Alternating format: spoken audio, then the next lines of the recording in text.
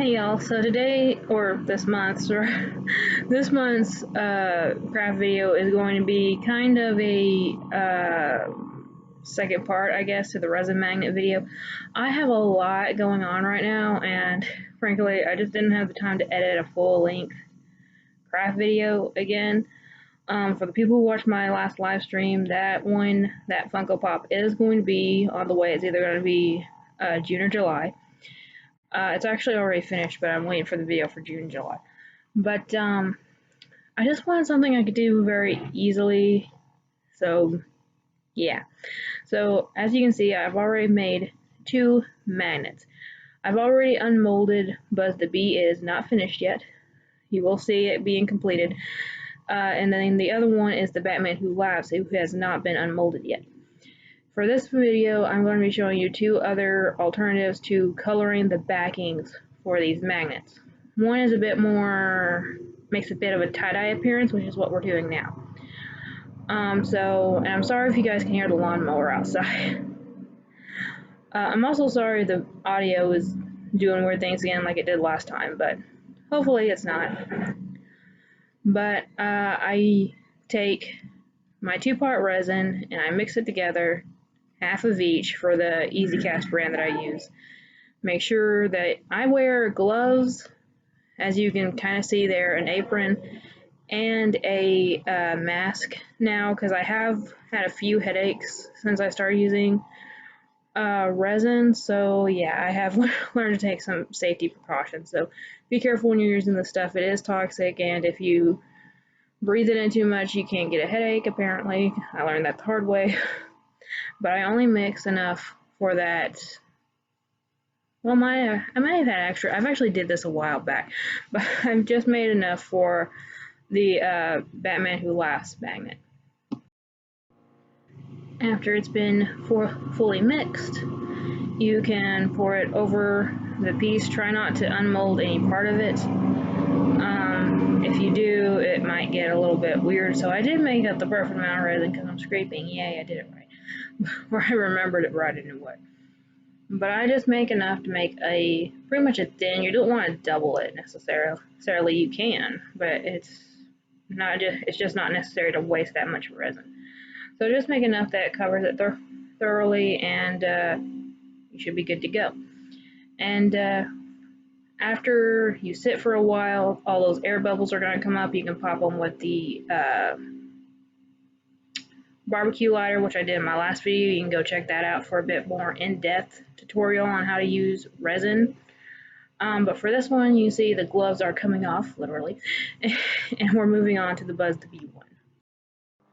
So for Buzz the Bee, I am doing a bit different of a background. The paint I'm using is actually puffy paint. It's a fabric paint that you can buy at Walmart. I just take a little spot of it and dab it onto my work surface. It's gonna stay there. I mean, I could have wiped it away, but I didn't. There's still like a little blotch there. Just because it's paper and I can. But I like to use puffy paint for these these magnets. You can use acrylic paint.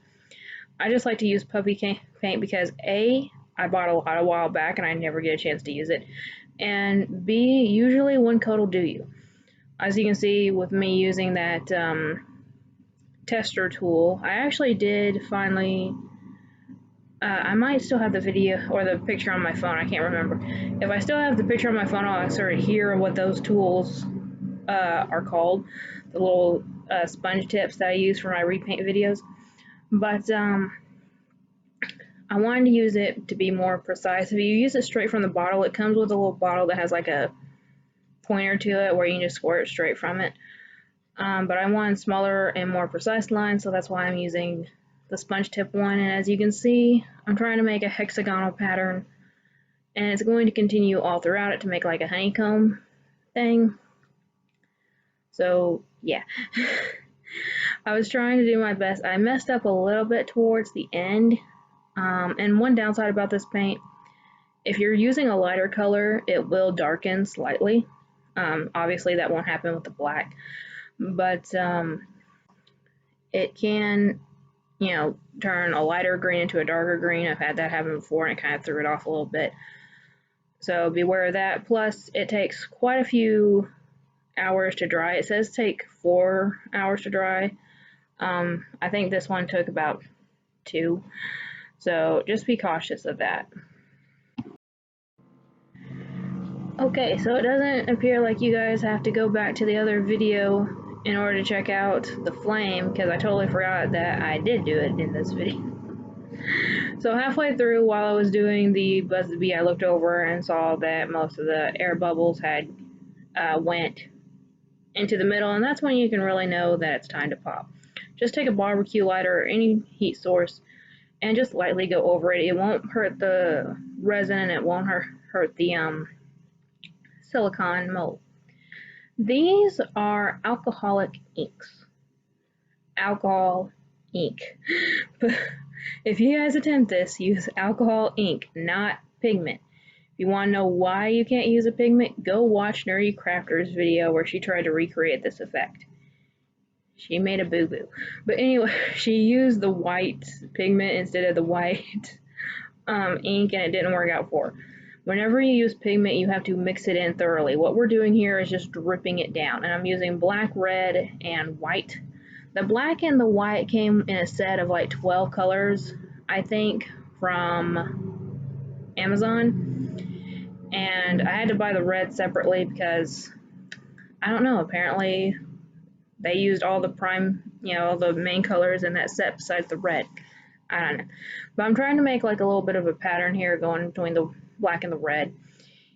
If you use this technique, you have to use white ink as well. I don't know why or what happens to it.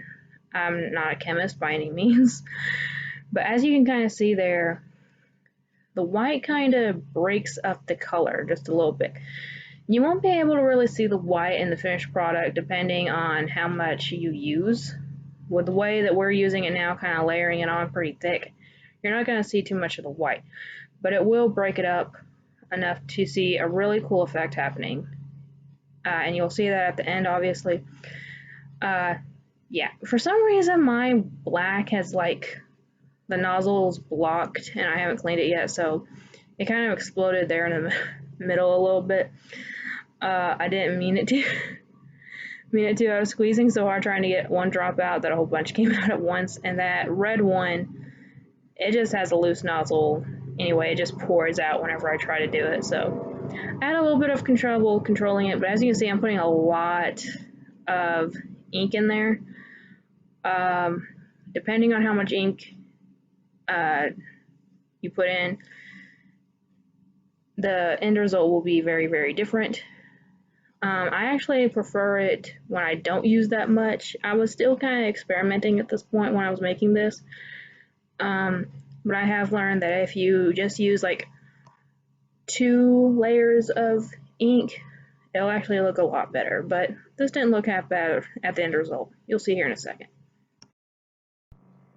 The epoxy resin we just used for the Batman Who Laughs will take several hours to cure. That particular brand will take about 12 hours to cure. This UV resin that I'm using now for Buzz will cure within a few minutes, if not seconds. So what I'm doing, I'm taking a small amount of the UV resin and putting it in these mixing bowls. And I'm taking just a couple drops of orange, yellow, and then I'm taking a little pinch of these of this mica powder, which is a white mica powder. It pretty much doesn't really add too much color, and it lightens it a little bit, but it's mainly just to give it like a shimmer effect, and it's a really pretty effect when you're working with shallow pools of resin. But I just take half a toothpick half a popsicle stick and stir it up, mix it so that the powder is not clumpy. And what we're going to be doing, we're going to be ladling it. Obviously it needed more resin apparently, or pigment. This is a way to make a colorful, beautiful backing for a resin piece without it taking hours and hours to cure. And it actually turns out really pretty. One thing that happens though, when you're curing it, sometimes it likes to curve. In other words, it curves it's not in a bowl shape, but it's going towards a bowl shape. So if you want just a flat resin or a flat piece, you do not want to use this method. If you don't care about that and you think it would look good anyway, do it. It'll be a very slight curve. It'll be noticeable, but it'll be very slight. So that's up to you. If it's something that would bug you, don't do it. But I think it's a pretty interesting technique. And obviously, as you can see here, I'm mixing up yellow as well, because those are the two primary colors for both the pop and the box of cereal that it's meant to represent. So I thought that worked out well. So here I'm taking that little silicone spoon tool that I got in a Sophie and Toffee box a while back, and I actually unboxed it on the channel if you want to go back and look at past craft videos. But I'm just using it to kind of control where I'm putting the resin. That's one of the best advantages, other than the time saving, when it comes to this method.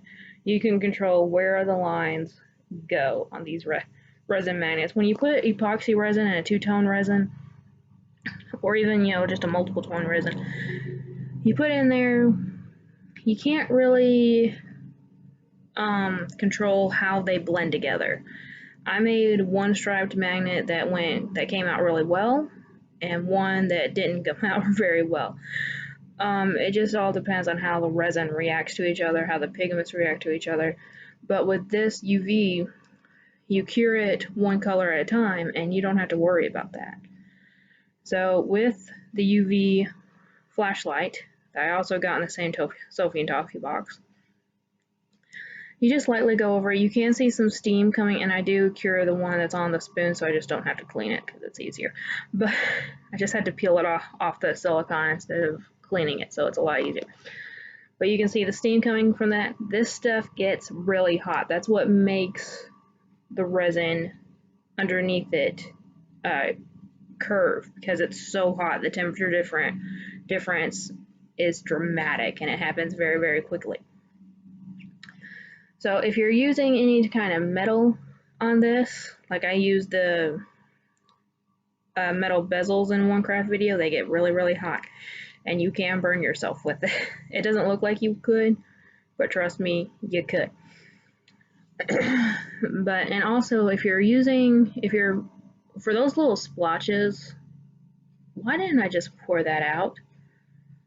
Why didn't I just pour that out instead of ladling it? That's the only color we have left. I'm an idiot. But anyway, if you're for those little shallow pools, it won't be a big deal because you're just going to hold the flashlight on one of them, on one and then move on to the other. If you're curing a larger piece and you only have that flashlight, make sure to coat it evenly. Don't just put your flashlight in one spot and stay there till that spot's secured and then move on, because if you do, you will see a circle appear in the resin you just cured. It'll actually have, and it won't go away when you start to do the rest of it. It will literally just be a circle in your resin piece. I don't know why I do, because that part's curing, the other part's not. The temperature difference just sets it that way, and it doesn't really look all that good. So that's something you need to keep in mind if you don't have one of these and you just have I was just trying to use the rest of the resin there for the back.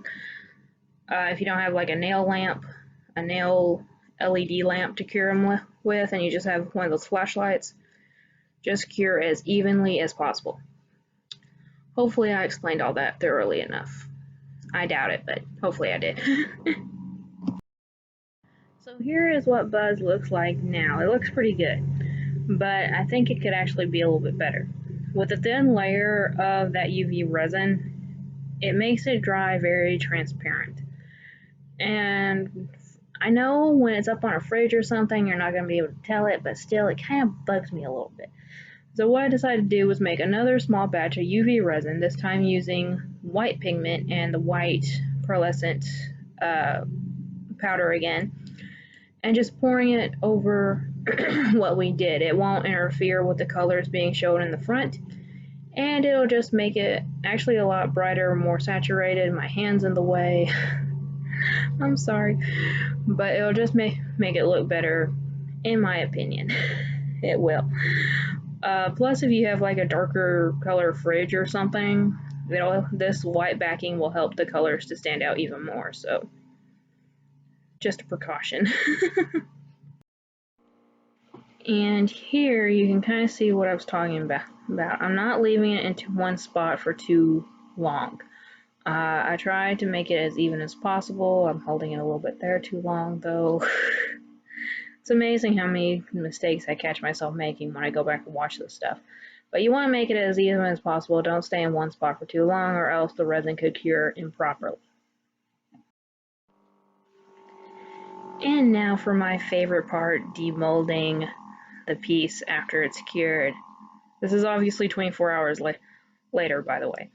But I love it. You can see some of the white went through a little bit here, not as much as it has been on some of my resin pieces when I wanted the white to come through. This one I didn't want the white to come through, so it actually went really well. So one thing that's always kind of bugged me, sometimes the resin can come out a little bit lumpy around the edges or a little bit too sharp. I'm not going to do it on screen because I do it off screen and wear a mask so the particles go into the trash can. But this is actually a nail file, an electric nail file like manicurists use to buff and polish the nails. You can use a regular nail file to do it, and you can see me using it here. It's what I used to use a lot. And you just go around all the corners to file it down, make it not sharp, make it more blunt, and make sure all of them are even. There's no little lumps in there. And that little tool will do it a lot better than the little buffer. And those things aren't naturally purple. I was just using it on a purple magnet piece the last time I used it. What happened there? I don't know. After everything's cured and everything's filed, you just put a small drop of super glue on the back of these little magnets that you can buy in a pack of like 30 or so at Walmart for a good price, and stick it on the back and wait for it to dry.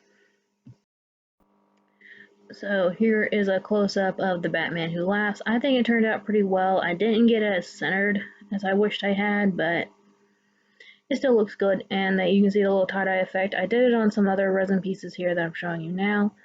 I think this one turned out the best out of all of them, but you can see you can get a lot of cool effects with the alcohol ink, and it's very much worth a try if you ever want to dabble into resin.